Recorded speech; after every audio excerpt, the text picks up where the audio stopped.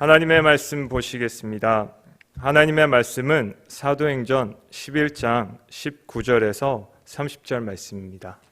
하나님의 말씀은 사도행전 11장 19절에서 30절 말씀입니다.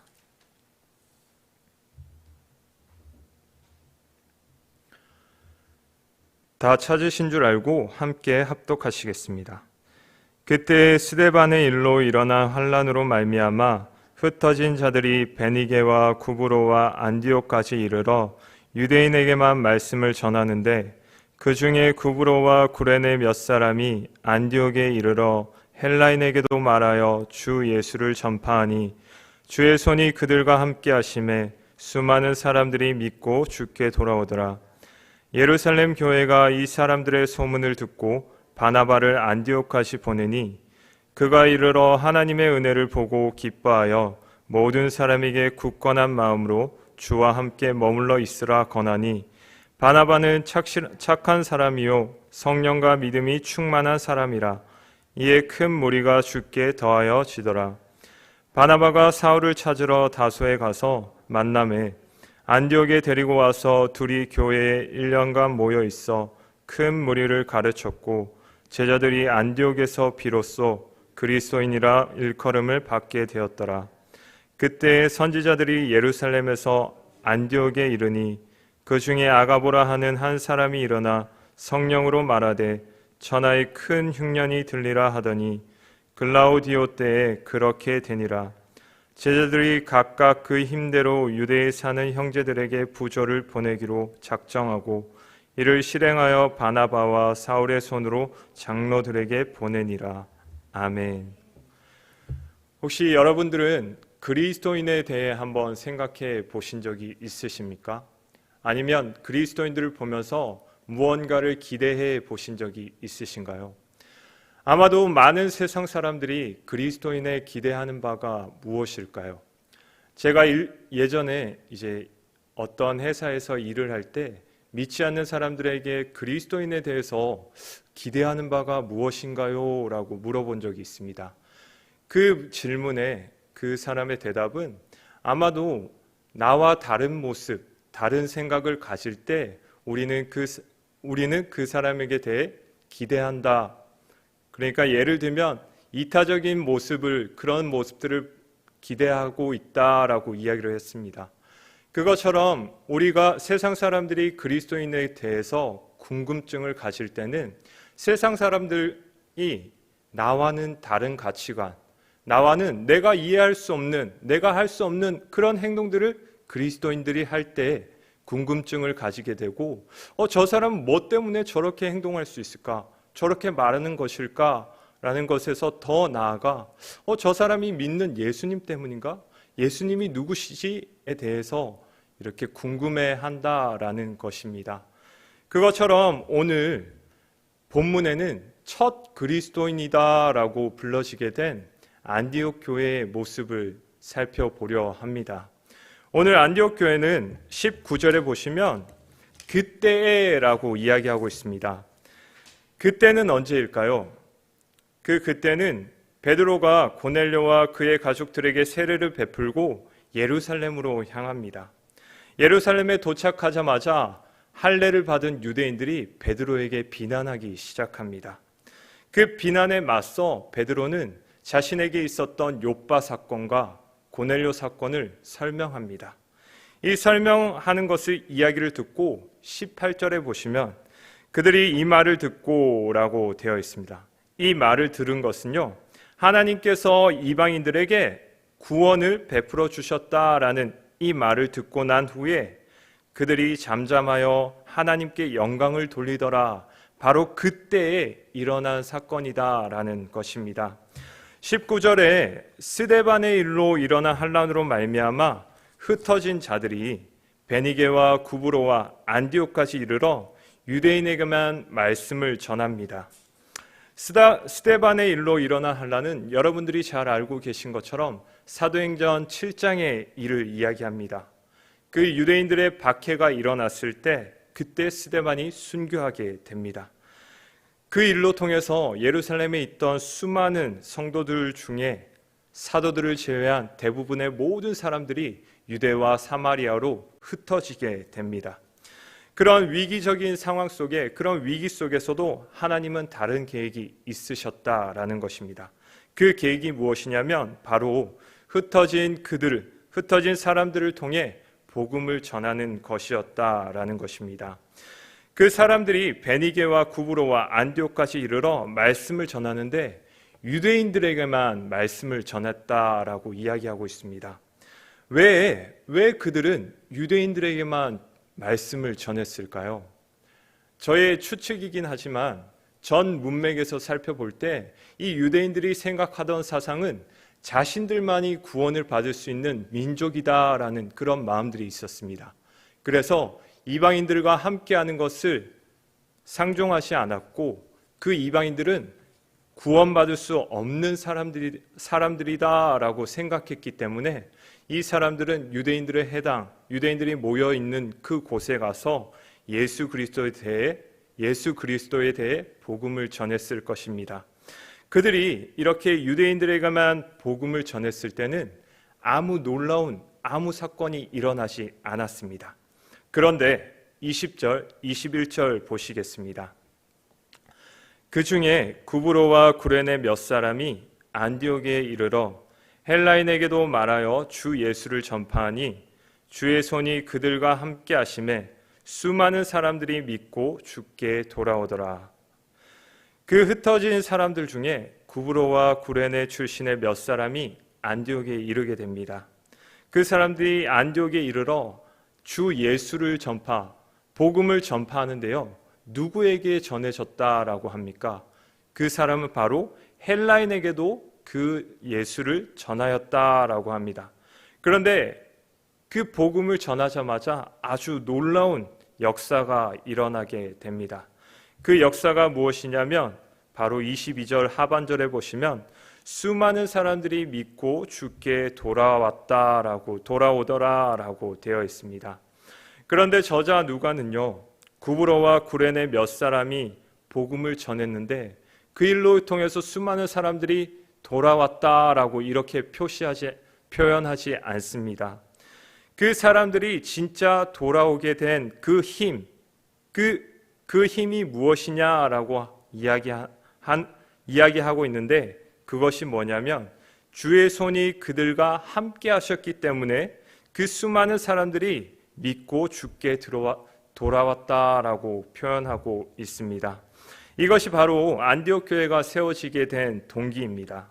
이것을 보았을 때 우리가 하나님을 깨닫게 되고 하나님을 믿게 되는 것이 결코 우리의 노력과 우리의 힘으로는 할 수 없다라는 것을 알 수 있게 됩니다. 저는 청년부 시절에 청년부 리더를 하면서 많은 청년들과 대화를 나누고 또 말씀을 통해서 삶을 나누어 보았습니다. 그런데 많은 청년들이 여러 삶에서도 많은 고민들이 있겠지만 이 믿음에 관해서도 많은 고민을 한다라는 것입니다. 그들이 믿음을 가지기 위해서 하나님의 말씀도 열심히 보고 신앙생활도 열심히 노력하는데 그럼에도 불구하고 이 하나님이 살아계시는 것이 믿겨지지 않는다라는 그런 소리를 많이 듣게 되었습니다.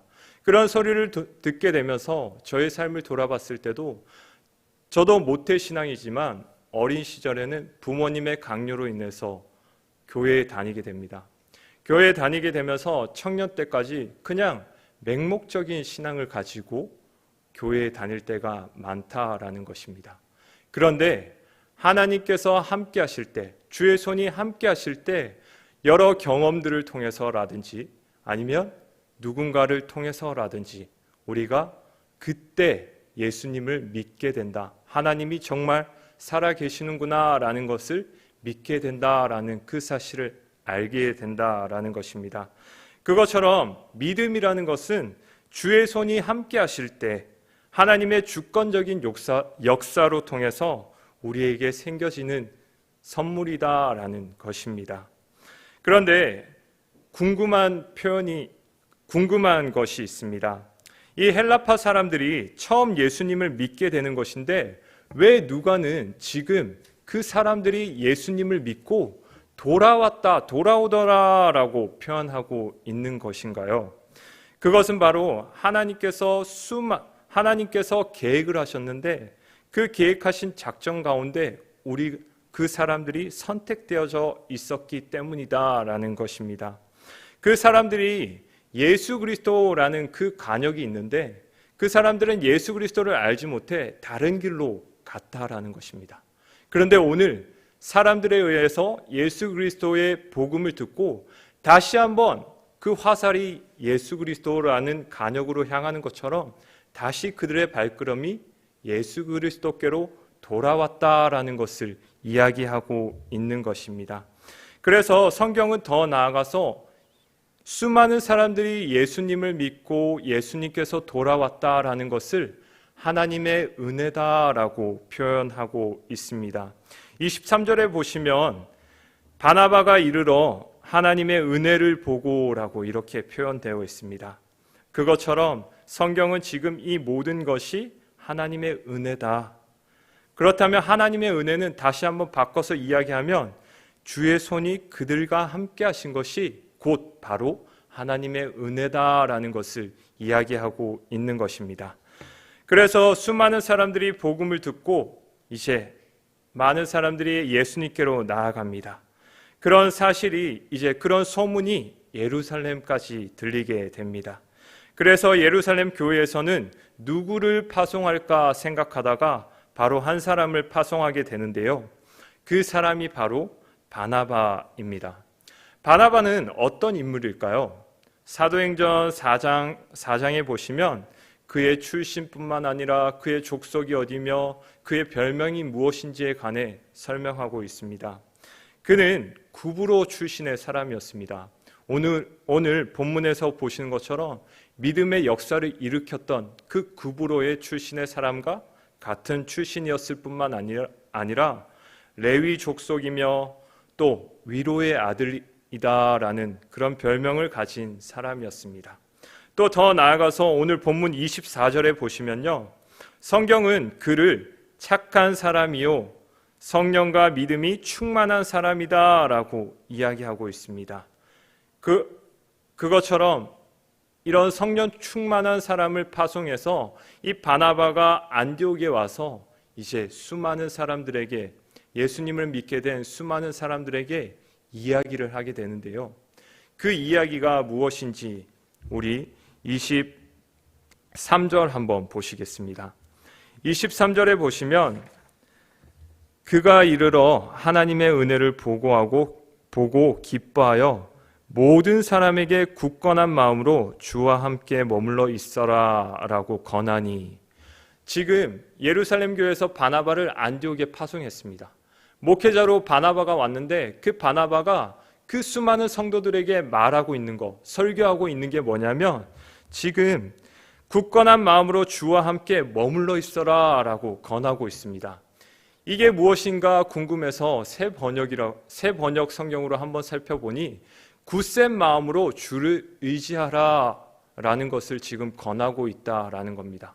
그래서 더 나아가서 굳건한 마음은 무엇일까 이해가 되지 않아 영어 성경을 한번 찾아보았습니다. 영어 성경에 찾아보니까 이 굳건한 마음이 무엇이냐면 확고한 마음, 단호한 마음, 변하지 않는 그 마음으로 지금 주께 머물러 있으라라고 이야기하고 있다라는 것입니다. 그것은 바로 지금 바나바가 설교를 하고 있는데 여러분 뜻을 정하여 오직 예수 그리스도 안에 머물러 계십시오라고 이야기하고 있다라는 것입니다. 그 이야기를 들었을 때 어떤 결과가 일어나게 되냐면 바로 24절의 하반절입니다. 이에 큰 무리가 주께 더하여지더라 라고 이야기하고 있습니다. 바나바의 말로 수많은 사람들이 믿게 되었지만 성경에서는 이걸 수많은 사람들이 바나바에게 더하여졌다라는 것이 아니라 지금 주체를 주께 더하여졌다라고 표현하고 있습니다. 이에서 더 나아가 바나바는 수많은 성도들이 몰려들게 되니까 그 사역을 함께 감당하기 위해 다소로 갑니다. 다소로 가서 여러분들이 잘 알고 계신 바울, 사울이라 불리는 그 사람을 찾아서 함께 1년 동안 사역을 하게 됩니다. 그래서 그 큰 무리를 1년 동안 가르칩니다. 그 가르치는 그때에 바로 안디옥에서는 제자들이 그 그리스도인이다라고 불려지게 된다라는 것입니다. 이 그리스도인이라는 것은요, 사울과 바나바가 그 제자들에게 붙여준 이름이 아니라 주변에 있던 그 사람들이 이 제자들을 보고 그리스도인이라고 불려지게 되었다라는 것입니다. 그것처럼 오늘 본문은 어떻게 해서 첫 이방 교회인 안디옥 교회가 세워지게 되었는지에 대해 살펴보게 되었습니다. 오늘 안디옥 교회가 어떻게 세워지게 되었나요? 그것은 바로 주의 손이 함께 하신 사람들을 통해서 세워지게 되었다라는 것입니다. 주의 손이 함께한 흩어진 그 사람들을 통해서 복음을 전하였을 때 많은 사람들이 예수를 믿고 예수님께로 돌아오게 되었고요. 또 주의 손이 성령 충만한 사람 바나바의 사역으로 통해서 그의 가르침으로 통해서 많은 사람들이 주께 돌아오게 됩니다. 더 나아가서는 그 사람들이 가르침을 받고 이제는 주변 사람들로부터 저 사람은 그리스도인이다 라는 칭호를 받게 된다라는 것입니다. 그것처럼 오늘 여러분이 주의 손이 함께 하시는 여러분이 되셨으면 좋겠습니다. 그래서 더 나아가서는 여러분의 일터에서, 여러분의 가정에서, 여러분의 삶에서 예수 그리스도를 전하고 또 예수 그리스도인으로서 그 행동하는 그 모습을 통해 많은 이들이 하나님께로 더해지는, 하나님께로 돌아오게 되는 그러한 은혜가 있는 귀한 하루가 되시길 소망합니다.